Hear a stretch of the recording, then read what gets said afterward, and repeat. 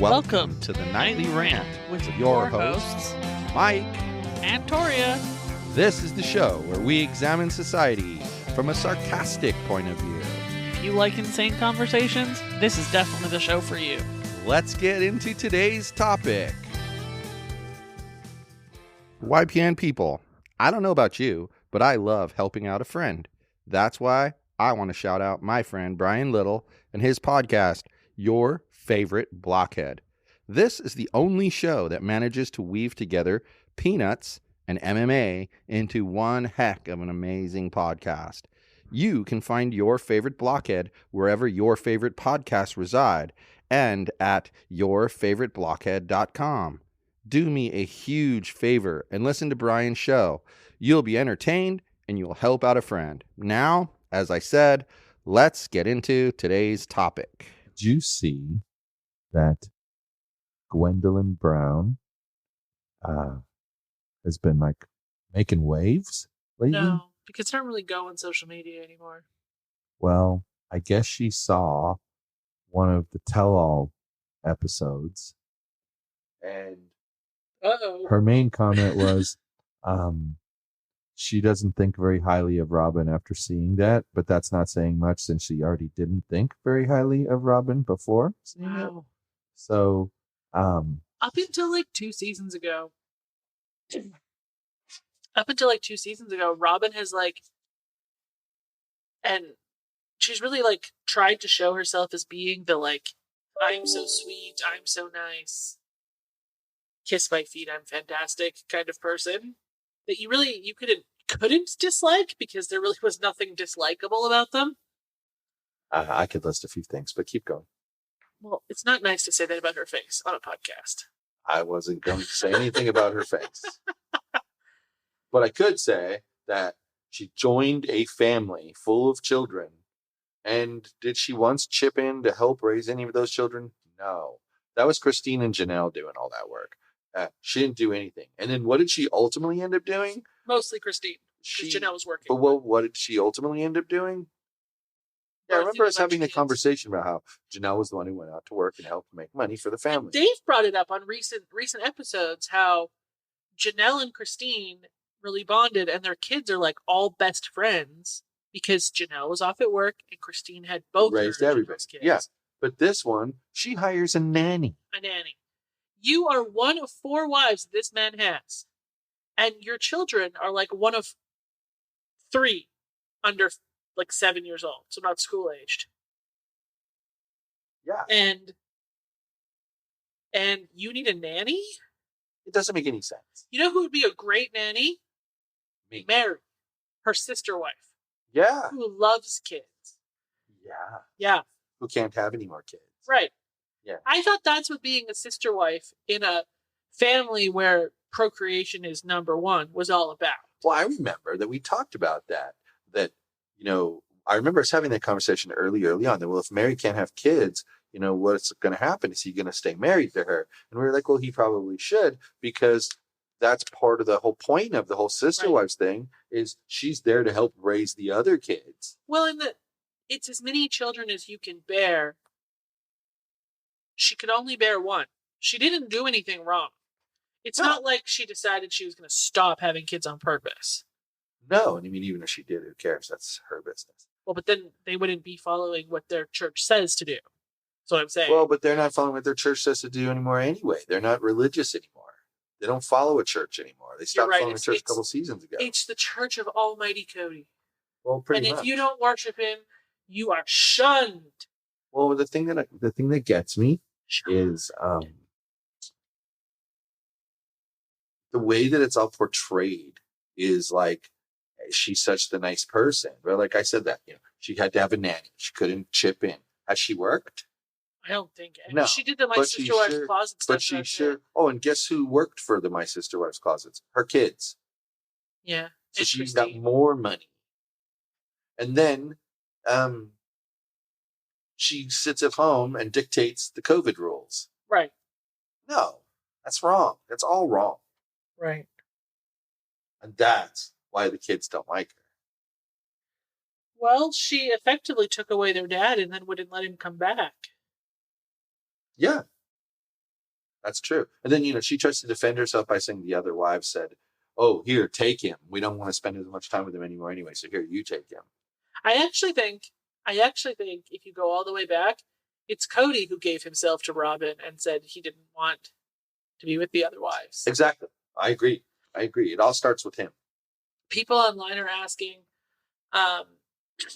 since Robyn's 3 oldest kids are not Cody's, they have a different dad, have contact with their father and spend break times of school with their dad. Why did Cody need to adopt them? Don't know. I don't necessarily buy that he legally adopted them. Well, it is what it is, but it's just really interesting. Here's the thing that reminded me of that's kind of somewhat related to this, but peripherally, it drives me crazy how many people talk crap about these reality TV people and about how, well, they sure have plenty of time to be on Instagram and they sure have plenty of time. And then they're the people, but then they're the people who dig in on these people and find out the dirt about them and tell everyone about it on social media. So why are you bitching that they're on social media when that's what they're paid to do? Janelle and David from Teen Mom. And meanwhile, they don't have jobs. What is their job? TikTok. Well, and meanwhile, you're bitching about that while you're the one spending your whole damn day investigating people who are on a reality show and you're not even getting paid for it. Do you know what freaks me out? Sometimes the people will come online and it'll be about 90 Day Fiance usually. And they'll have their marriage license. Oh, by the way, so-and-so, sometimes the before the 90 days ends. Uh-huh. Yeah. So-and-so got married yesterday. Yesterday, not weeks, not a month. Yesterday. Somebody is creeping on these people on the daily. Yeah, and it's disgusting. But yet they're the same people that bitch and moan that, they have time to spend on social media, but they don't have time to spend with so-and-so. Shut up. It's none of your damned business. Right. Period, the end. Exclamation point times 10. You're probably referring mostly to Kaylin. She gets a lot of hate online. And I think she's a disgusting human being, so sorry. But I don't choose to air that online or interact with her because I don't like her. Well, that's the thing. I don't think anybody deserves that. Right. I mean, let's be real. I've been on the receiving end of that before in the past. Yeah. And nothing that was said was true. Nothing. Right.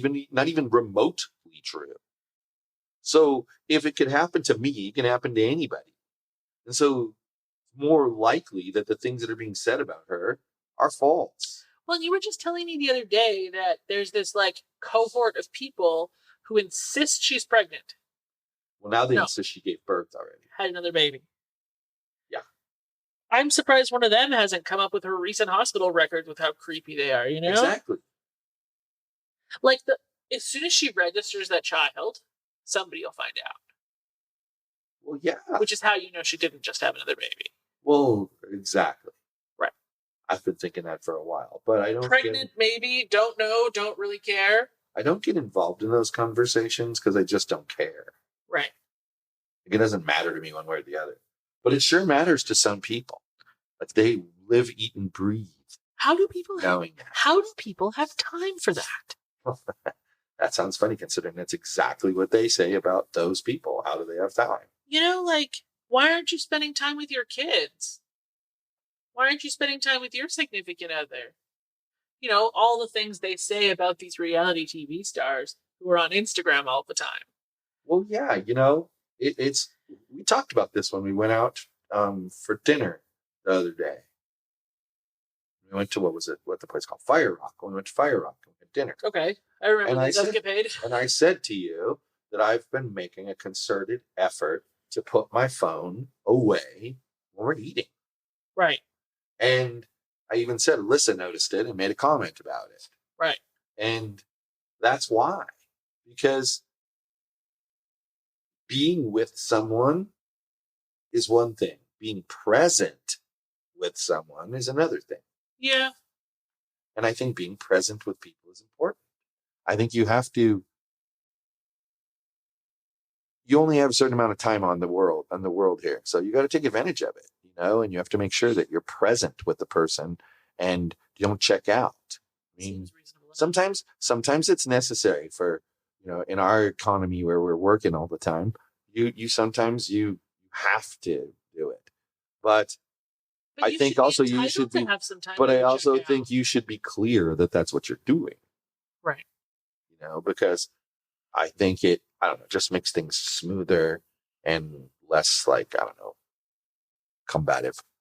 But it's just, the sister wives thing is just interesting because I know the way they did it is stupid. They kept them all separate. And I mean, and there's people who have pointed out where she mischaracterized what someone else said. So, you have to trust the host. Right. And she listens to what somebody says and then retells the story to somebody else. But she tells it completely wrong. Yeah. Yeah. She did that multiple times. Uh-huh.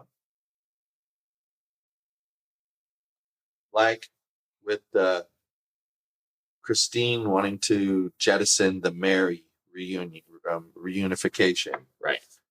When she told Robyn said, "Oh yeah, Cody told me about that." Right.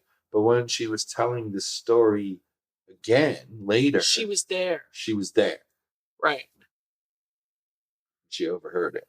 Right. And that's the thing. They're all just a bunch of busybodies that are getting at each other's business. And, they were a family at one point in time. Well, and they come from a small community. And small communities are like that with friends.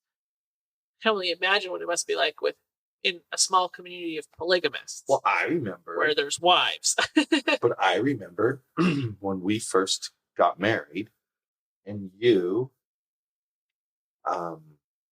didn't understand why I would be interested in what was going on at the other house sometimes. Mm-hmm. And I still care about the 4 kids that are involved.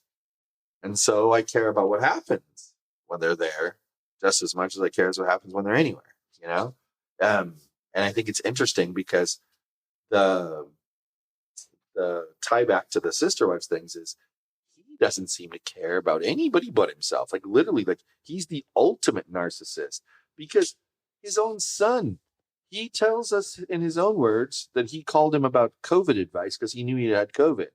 Right. And then his son says he didn't even wish me happy birthday and it was my birthday. Yeah. Wow, that's just unfriggin' believable. I saw a particularly funny graphic online today. They had taken the plot of land on Coyote Pass and how it has the 2 bigger sections and then 3 smaller ones down the side. It had relabeled who the plots were for. The 2 big plots were for his biological children with Robyn, and the other 3 were for her 3 older children. Eye roll. I know. It's funny. I had a good chuckle. I don't have a whole lot more to talk about with those guys. They're just upsetting. They're frustrating. And, I mean, let's be real. We know this for a fact. We watch a lot of reality TV. It's all about the edit and the edit they decide to give you. Because I think if they showed everybody's life, most people would come off as kind of shitty. I had a very positive outlook on these polygamists, like the Browns, not the ones that are marrying 12-year-olds and all of that gross stuff. Right. But the ones who are making an adult conscious decision to be together as a giant family. Right. I thought it was pretty cool that people are deciding to live that way. I did. And then we watched the Sneaking Sister Wife show. Most of those relationships seemed relatively functional. Right. I'm with you. This whole sister wife split off, though, it's ruining my outlook on polygamy. Well, because they're talking about issues that are years old. Why should polygamous divorce rate be any different than regular divorce rate? So you think on average Cody Brown should have lost half his wives? Yes. Well, he lost 3 out of 4. Well, and had he not said what he said, he would have only lost 2 out of 4, and he would have been right with the norm. Right. She wasn't going anywhere. He said a lot, and the things he said to Janelle, he would have had 3 out of 4. Yeah. I don't think he was keeping Christine, though. She was out. Yeah. was done. Yeah. But the point is, it's not like he, it was so shocking that he would have 2 divorces. That's to be expected. Right. I mean, I sometimes wonder, like, okay, like us, we have a strong relationship, but even with a strong relationship, we have times where we hit rocky spots and then come out of it, and hit rocky spots and come out of it. So there's that, right? But what would happen if you introduced another relationship? Because what I noticed as a theme that went on was they all said kind of the same thing. When they were talking about the one house thing, remember what Christine's biggest objection was? She didn't want to see the comings and goings of him and the other wives. Right. Why do I want to see you guys going out on dates? Right. Why do I want to see that? Well, it kind of makes you think. It doesn't feel good as a human being to see the person you care about going out with somebody else. Right. So what would happen to even a strong relationship like ours if it was put in that situation? I think there'd be problems. Right. And I think it would go both ways. I don't think it would be just one way. I think it would go both ways. And that'd be a huge, huge problem. And I just don't think. I mean, there are people who say man wasn't, as a species, wasn't made to be monogamous, period. So he definitely wasn't made to be polygamous.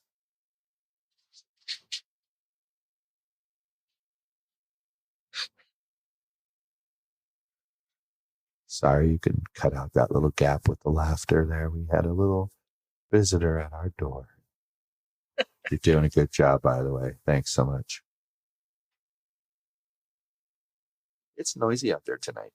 Yes, we're getting some of this lovely Las Vegas weather. Yes, the weather here is weird. Yes. It's just plain weird. We've talked about it in detail before, but I'll just briefly say, you go to bed, there's not a cloud in the sky. And then like an hour after you're asleep, you hear pouring down rain. And I am talking not just, sometimes in California it would rain. And the way I would know is I would look and I could see the water glistening on the window of the bedroom. Not here, man. You hear as it rains. You've gone from one extreme to the other. Hell yes. You were living in California where you can see the thunderstorm rolling in from 2 days. 35 nautical miles 2 days. off the ocean. Exactly. It's coming.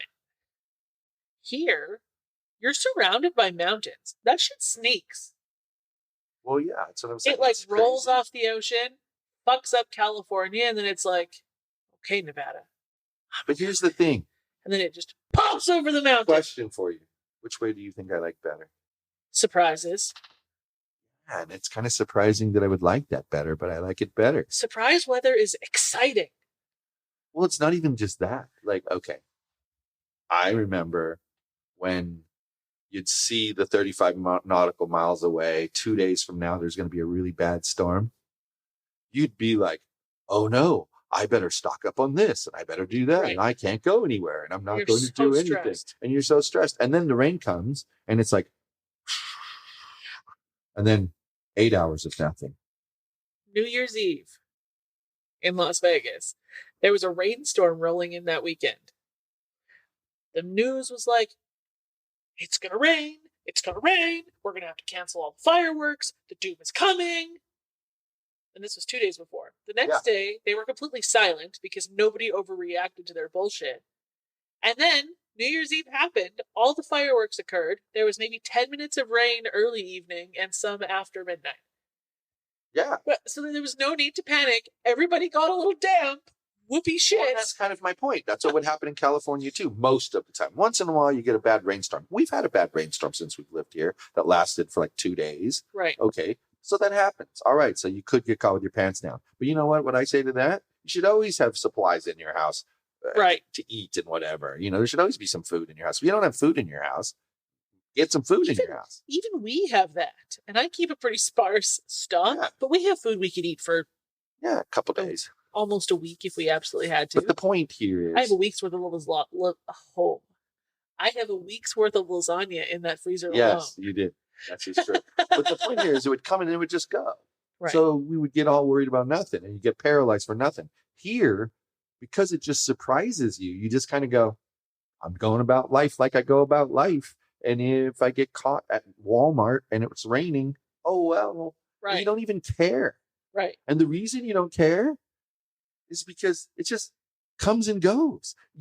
I distinctly remember when we were coming here to look for houses and we went to Fremont Street. Oh my God, that was so scary. And just within like 2 minutes, wind kicked up, it threw a tent all around, and then it poured rain and then it stopped. I remember all within like a 5 total minute period. I remember it like it was yesterday. We're like standing there at the end stage, and the golden gate on the corner there? Uh-huh. The sign was up, and it all of a sudden it's like moving.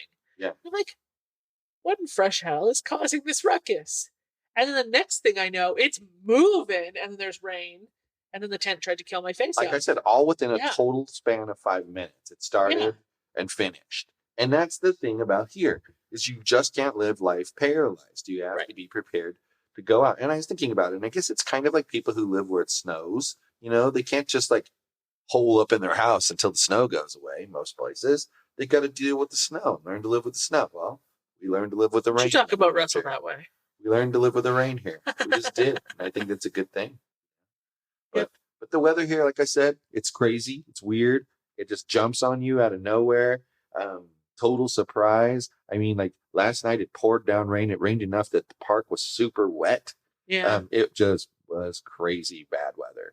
And then the rest of the day was fine. It was actually kind of a nice day. It was like in the mid 60s. It's cold now. It was super comfy. Oh yeah, well that's what happens at night here. It gets desert. But like it's a cold night tonight. Cold for the desert. But on that note, I'm gonna go find a blanket and go the hell to bed. Sounds good. Good night, everyone. Hasta la bye. Thank you for listening to the Nightly Rant. If you enjoyed the show, please give us a 5-star rating on Apple Podcasts or Google Play. If you didn't enjoy the show, please just ignore that previous request for a rating. This has been a Yogi's Podcast Network production.